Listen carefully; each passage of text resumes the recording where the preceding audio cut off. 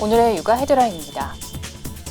정부는 저출산 문제 해결을 위해 출산 부부에 대한 지원을 대폭 늘리고 영아수당도 새로 만든다고 밝혔습니다. 서울시에 따르면 20, 30대 청년들이 코로나19 등으로 스트레스와 우울감이 어느 때보다 높아진 것으로 나타났습니다. 국민권익위원회가 초중고교와 유치원, 어린이집 주변 30m 이내를 금연구역으로 설정하는 등의 내용을 보건복지부에 권고했다고 밝혔습니다.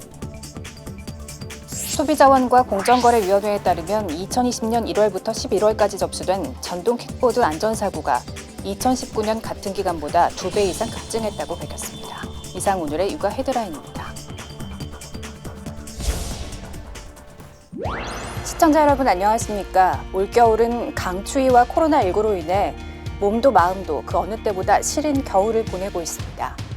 그리고 이 와중에도 방역 일선에서 최선을 다해 코로나19와 싸우는 의료진과 방역 관계자들이 있는데요. 3차 대유행으로 인해 많이들 지쳐있는 상태라고 합니다. 직접 감사의 인사를 전할 수는 없지만 지금 이 시간에도 묵묵히 최선을 다하고 있는 의료진과 방역 관계자들께 감사한 마음을 전해봅니다. 육아포커스 시작하겠습니다. 정부가 심각한 저출산 문제 해결을 위해 출산 부부에 대한 지원을 또다시 대폭 늘립니다. 영아수당을 신설하고 출산 축하금 200만 원도 지급합니다. 육아휴직 지원금도 최고 2배로 늘어납니다. 2019년 여성 1명이 평생 낳을 것으로 기대되는 평균 출생아 수는 0.92명, 채 1명이 되지 않습니다. 2020년은 더 줄 것이 확실시됩니다. 심각한 저출산 해결을 위해 정부가 출산부부 지원에 또다시 대거 재정을 풀기로 했습니다. 우선 2022년부터 만 0세에서 1세 영아에게 매월 30만 원씩 영아수당을 신설해 지급합니다. 만 7세 미만 대상 아동수당을 더하면 매월 40만 원을 받는 겁니다. 영아수당은 2025년엔 50만 원으로 늘어납니다. 출산을 하면 축하금 격인 첫 만남 꾸러미 200만 원을 주고 임신 중 쓸 수 있는 국민 행복카드 한도는 100만 원으로 늘립니다. 육아휴직 수당도 크게 늘립니다. 2022년부터 돌이 안 된 자녀를 둔 부모가 석 달 육아휴직을 하면 엄마 아빠에게 각각 월 최대 300만 원을 지원합니다. 이렇게 되면 첫 자녀의 경우 총 수령액이 현재의 2배가 됩니다. 4개월에서 1년까지 육아휴직을 하면 부모가 각각 150만 원을 받습니다. 정부는 출산 1년 내 부모 모두 육아휴직을 해야 더 많은 지원을 받을 수 있다고 강조했습니다. 남성의 육아휴직 참여를 높여 남녀가 함께 돌보는 문화를 확산하고 일쏠림이 아닌 일과 돌봄의 균형 있는 사회로 나아가는 다자녀 가구 지원 기준은 2자녀로 바뀌고 3자녀부터는 정부가 대학 등록금을 전액 지원합니다. 홍남기 부총리 겸 기획재정부 장관은 이들을 포함한 전체 저출산 대책에 2025년까지 196조 원을 투입할 것이라고 밝혔습니다. 책상에는 온통 가림막이 설치되어 있습니다. 하나같이 마스크를 꼼꼼히 쓰고 수업을 받는 2020년 초등학생들의 모습입니다. 코로나19 확산으로 2020년 첫 등교부터 쉽지 않았습니다. 지난 4월 4차례 연기 끝에 전 학년이 원격 수업을 받는 사상 초유의 온라인 개학을 맞았고 한 달이 더 지나서야 고3 학생부터 등교 수업을 시작했지만 매일 학교에 갈 수는 없었습니다. 학교 여건에 따라 학년별 격주제 또는 격일제로 등교하도록 하고 가장 안전한 방법으로 학사 운영이 이루어지도록 하겠습니다. 지난 8월 말 제2차 대유행 사태 이후엔 학생과 교직원 등이 코로나에 감염되는 일이 잇따랐고 문을 닫는 학교도 속출했습니다. 대형 입시학원들도 같은 기간 원격 수업 체제로 전환되면서 수능을 100일 남짓 앞둔 시점에 입시 공백은 커졌습니다. 서울과 경기 지역의 학원은 학원 운영이 제한되고 방역 체계도 강화됩니다. 300인 이상의 대형 학원뿐만 아니라 300인 미만의 중소규모 학원도 운영 제한 명령 대상에 포함되며 확산세가 잠잠했다 가팔라지기를 반복하는 상황에서 수능은 더 이상 연기 없이 12월 예정대로 치러졌습니다. 확진자를 비롯한 모든 수험생이 병원 등 시험실에서 1년간의 노력을 쏟아부었습니다. 철저한 방역 속에서 유종의 미를 거두시기 바랍니다. 교육부, 각급 교육청, 학교 등에서는 수험생이 안전하게 수능 시험을 마칠 수 있도록 꼼꼼하게 현장을 관리하고 제3차 대유행이 번지면서 수도권은 유치원부터 초중고까지 모든 학교 등교 수업이 다시 중단된 상태입니다. 기말고사나 수행평가 등으로 학교를 찾는 일만 있을 뿐 운동장은 텅 비었고 졸업식마저 비대면으로 마무리될 전망입니다. 요즘 20, 30대 청년들 취업 준비하랴, 생활비 마련하랴 스트레스가 이만저만이 아닌데요. 특히 2020년은 코로나까지 덮치면서 우울감이 어느 때보다 높아진 것으로 나타났습니다. 심리 상담을 하는 온라인 게시판. 청년들 고민이 끊이지 않고 올라옵니다.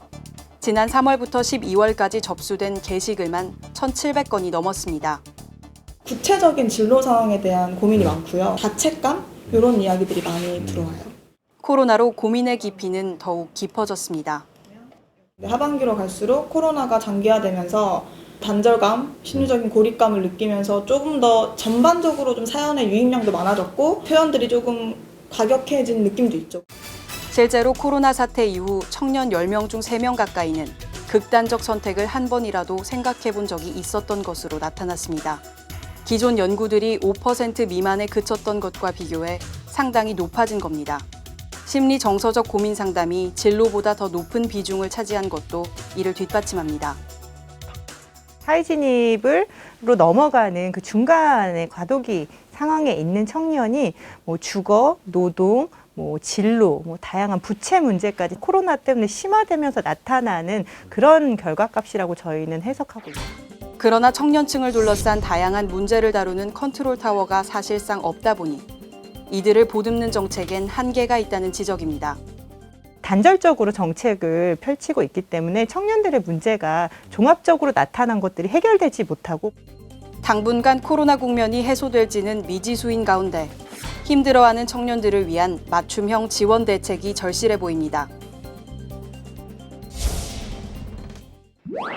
10년째 스크린 골프장을 운영하는 고영주 씨. 거리두기가 2.5단계로 격상되면서 가게 문을 닫아야 했습니다. 종목에 상관없이 모든 실내 체육시설에 집합이 금지됐기 때문입니다. 고 씨는 방역당국이 PC방과 오락실 등은 영업을 허용하면서도 실내 체육시설을 집합 금지 조치한 것은 납득이 되지 않는다고 말합니다. 룸당 30제곱미터 정도 평균 되거든요. 평균 1명에서 4명이 들어가서 운동을 하고 있습니다. 그러니까 독립되어 있기 때문에 그만큼 사람들 간 밀집도가 적다는 거죠. 동일하게 뭉뚱그려서 집합금지 명령을 내리다 보니까 전혀 영업을 못하고 있는 실정. 필라테스 시설에서도 비슷한 목소리가 나옵니다. 한 청원인이 1:1 레슨을 허용해달라며 올린 글은 일주일 새 17,000여 명의 동의를 얻었습니다. 그러나 집합 금지 효과를 보기도 전에 풍선 효과가 우려됩니다. 최근 온라인에서는 집안에 운동기구를 갖춘 홈짐을 공유한다는 글이 잇따르고 있습니다. 방역수칙 적용 대상이 아닌 만큼 언제든 감염 위험도 상존합니다. 그거는 운영되면 안 되죠. 불법은 아니지만 결국은 이용한 사람들이 감염될 가능성이 굉장히 많기 때문에 주변에 환자들이 많이 나올 때에는 본인도 모르는 감염자들이 굉장히 많거든요. 전문가들은 시설 운영 제한 조치가 영구적인 것은 아닌 만큼 관련 업계의 희생이 성과로 이어질 수 있도록 주변의 협조가 절실하다고 말합니다. 코로나19발 고용 한파가 그칠 기미를 보이지 않고 있습니다. 11월에도 일자리가 27만 개 이상 줄었는데요. 고용 위축은 벌써 9개월째로 1997년 외환 위기 뒤 가장 긴 감소세입니다. 2020년 11월 기준 취업자는 2,723만 1,000명, 1년 전보다 27만 3,000명 줄었습니다. 일자리 감소는 벌써 9개월째인데 외환위기로 1998년 1월부터 16개월간 이어진 감소세 이후 가장 긴 고용 위축입니다.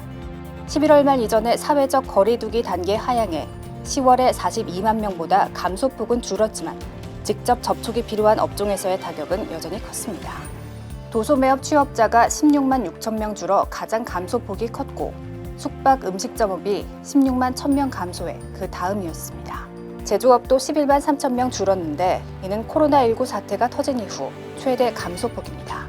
이 같은 타격에 기업들의 신규 채용이 줄어 임금 근로자는 17만 명 가까이 줄었습니다.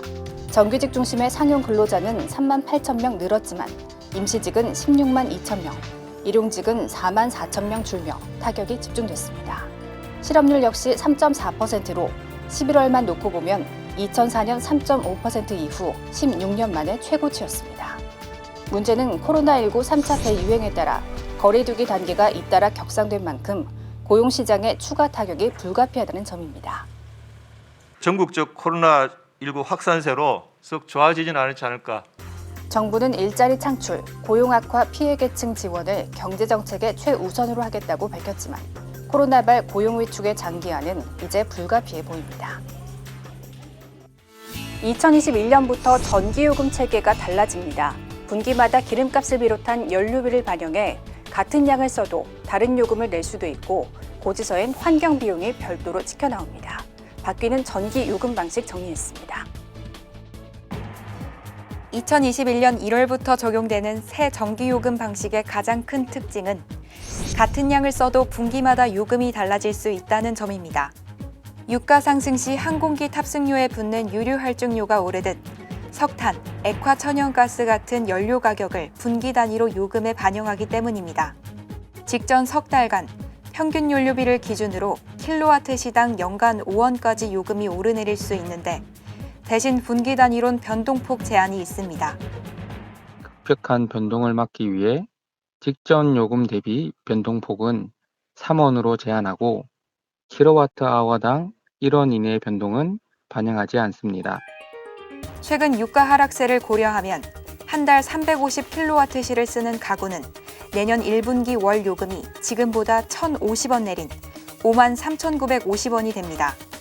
이후 최대 1,750원까지 오르거나 내리는 겁니다. 현 유가 추세상 내년 상반기 총 1조 원의 요금 인하 효과가 있다는 게 정부 추산입니다. 다만 유가 흐름이 연료비에 반영되는 최대 반년간의 시차와 환율 변동을 고려하면 이후엔 다시 오를 수 있습니다. 한편 지금도 요금에 들어있지만 소비자가 알 수 없었던 기후, 환경 비용은 별도로 고지하게 됩니다. 이번엔 기존의 신재생 에너지 확대나 온실가스 처리 비용에 석탄 발전 감축 비용을 더해 킬로와트 시당 5.3원이며 매년 조정됩니다. 정부는 또 2021년 7월부터 가정용 전기요금을 최대 월 4,000원까지 깎아주는 필수 사용 공제를 절반으로 줄이고 기존 누진제 외에 계절, 시간대별 요금제를 신설해 각 가정이 선택할 수 있는 제도를 제주도부터 차례로 도입할 계획입니다. 지난 12월 13일 밤 전남 고흥군의 한 도로에서 차박을 하던 50대 남성 4명이 가스 중독으로 숨지거나 다치는 참변을 당했습니다. 캠핑용으로 개조한 버스 안에서 잠들었는데 추위를 피하려고 틀어놓은 무시동 히터가 화근이었습니다. 차량에 설치된 무시동 히터가 이렇게 가동하면서 거기에서 일산화탄소가 새서 그다음에 바닥에서 어떤 금이 생겨서 그 바닥에서 일산화탄소가 나왔는지. 경기도 동두천에서는 계곡 근처에 텐트를 치고 잠든 20대 남녀가 숨진 채 발견됐습니다. 경찰은 역시 추위를 쫓으려고 켜놓은 액화가스 난로가 일산화탄소 중독을 야기한 것으로 추정했습니다. 뚝 떨어진 기온에 칼바람이 부는 한겨울. 야외 활동을 할 때 난방기구는 필수지만 사용법을 잘 알아야 큰일을 막을 수 있습니다. 잘 때 난방기구는 반드시 텐트 밖에 두고 불가피하게 실내에서 난로를 틀 경우 환기를 자주 해야 가스 중독을 피할 수 있습니다. 전기장판이나 온수매트도 화재 원인이 될 수 있습니다. 보통 열을 빨리 올리기 위해 최고 온도로 맞춰뒀다가 깜빡하는 일이 많은데 전열기구 온도는 적당한 수준으로 맞춰두는 편이 안전합니다. 전문가들은 또 휴대전화나 노트북 같은 전자제품이 순식간에 열을 받아 폭발할 수 있기 때문에 장판 위에는 되도록 올려두지 말아야 한다고 조언합니다. 국민권익위원회는 초중고교와 유치원, 어린이집 주변 30m 이내를 금연구역으로 설정하는 등 내용의 아동 청소년 간접 흡연 피해 방지 제도 개선 방안을 보건복지부에 권고했다고 밝혔습니다. 현재 초중고교의 경우 학교 밖 금연구역을 지자체가 조례를 통해 자율적으로 정하도록 하고 있지만 앞으로는 학교 경계 밖 30m 이내로 국민건강진흥법에 못 박도록 했습니다. 또 현행법상 10m 이내로 규정된 유치원과 어린이집 주변 금연구역도 30m 이내로 확대하라고 권고했습니다. 복지부는 법 개정을 통해 2021년 연말까지 권고를 이행할 예정이라고 밝혔습니다.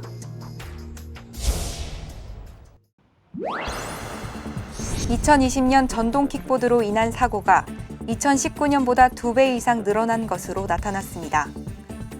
소비자원과 공정거래위원회는 2020년 1월부터 11월까지 접수된 전동 킥보드 안전사고가 모두 571건으로 2019년 같은 기간보다 2배 이상 급증했다고 밝혔습니다. 연령별로는 20대가 전체 안전사고의 34.8%를 차지해 가장 많았고 30대는 24.2%, 10대도 12%에 달했습니다. 전체 사고의 64.2%는 운전 미숙이나 과속 등 운행 중에 발생했고 사고로 인해 다치는 부위는 머리와 얼굴이 36.3%로 가장 많았습니다. 걷잡을 수 없이 불어나는 가계대출에 대한 금융당국의 질책에 은행들이 대출금리 인상이나 한도 축소에 나섰지만 효과를 보지 못하고 있죠. 그러자 아예 돈줄을 닫는 은행들까지 나타났습니다. 돈이 급한 사람들이 피해를 본 형편입니다. 2020년 11월 한 달간 늘어난 은행 가계대출은 13조 6천억 원, 사상 최대 증가 기록을 갈아치웠습니다. 금융당국의 규제 시행 전 막차 수요가 몰려 신용대출이 대부분인 기타 대출 증가가 사상 최대 7조 4천억 원을 기록하며 주택담보대출 증가액 6조 2천억 원을 넘어섰습니다. 그러자 당국의 지침에 따라 11월 말부터 신용대출을 조여오던 은행들이 연말 대출 창구를 아예 닫아버렸습니다. KB국민은행의 주택담보 전세대출 모집 중단에 이어 신한은행도 대출 모집인을 통한 주택담보대출을 접수하지 않기로 했습니다. 신용대출도 마찬가지입니다. 우리은행은 앞서 주력 상품 판매를 중단했고 KB국민은행은 연말까지 1억 원 넘는 모든 가계 신용대출을 막기로 했고 신한은행도 연말까지 직장인 신용대출 비대면 신청을 받지 않고 전문직 대출 한도도 최대 3억 원에서 2억 원으로 줄였습니다.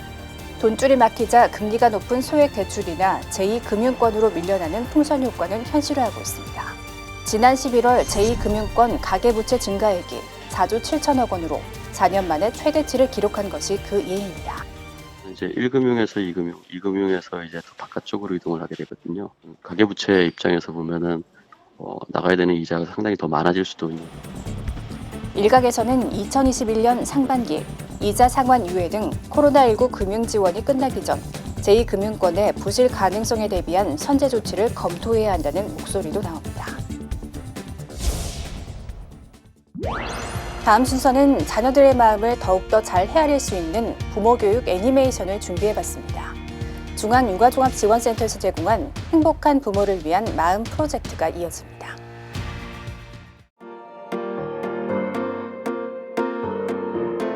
뗐을 때 마치 고릴라처럼 고집만 부리는 아이. 어떻게 대처해야 하나요? 아빠, 나 아이스크림 사주세요. 나도. 안 돼. 가서 밥 먹어야지. 싫어. 나도. 안 돼.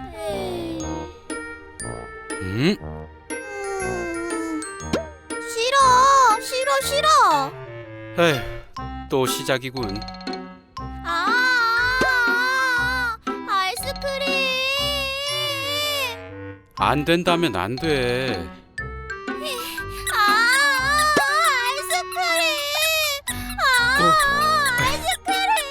아이스크림. 알았으니까 일어나자.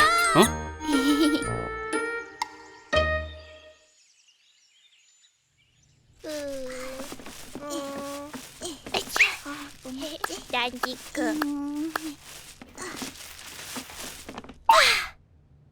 아이스크림이다. 2개는 안 돼. 도로 내려놔. 사준다 했잖아. 그래도 2개는 안 돼. 봄이 자꾸 이럴래? 그럼 사지 마. 도로 넣어. 우무도 얼른. 난 1개만 골랐는데 누나 때문에 이게 뭐야? 아빠 미워. 글쎄, 안 된다면 안 되는 거야. 나는 봄이 고릴라!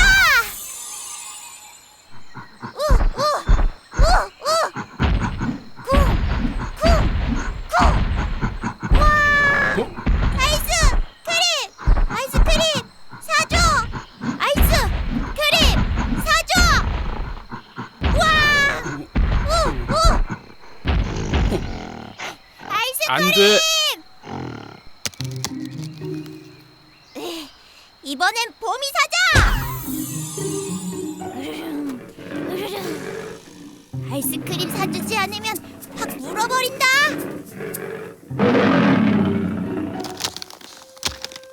안 된다고. 그렇다면 봄이 요!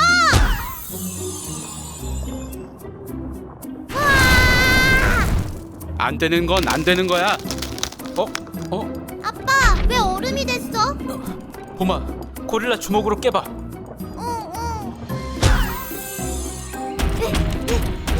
아빠, 잘 안 깨져! 그럼 사자 이빨로 깨봐.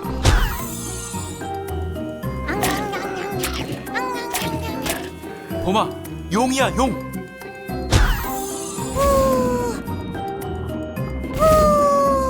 아빠, 어떡해? 불이 안 나와! 봄아, 아까 어떻게 불이 확 하고 나왔지? 화나서! 왜 화가 났어? 아빠가 아이스크림 안 사주니까! 그래. 그리고? 저번에도 내가 큰 거 사고 싶다고 했는데 아빠가 나중에 사준다고 하고 맨날 안 된다고 하잖아. 아, 정말 아빠가 그랬어?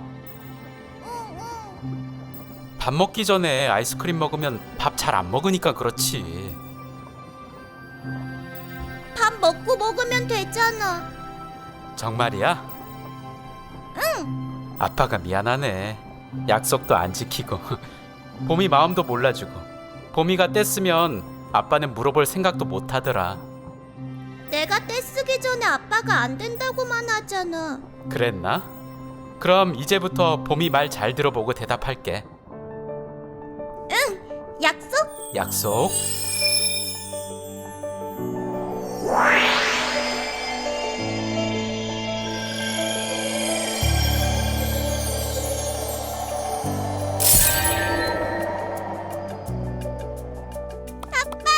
봄이야. 봄이야, 아빠가 미안해.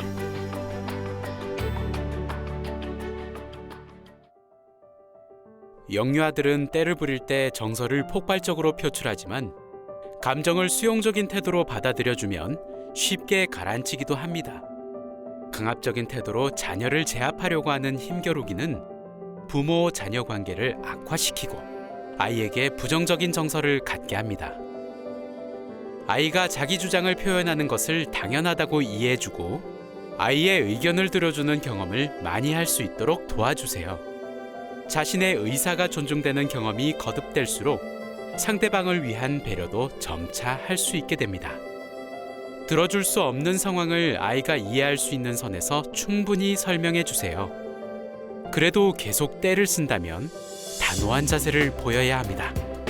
이때 아이가 선택할 수 있는 2가지 정도의 대안을 제시하고 결정하도록 기회를 주는 것도 좋습니다.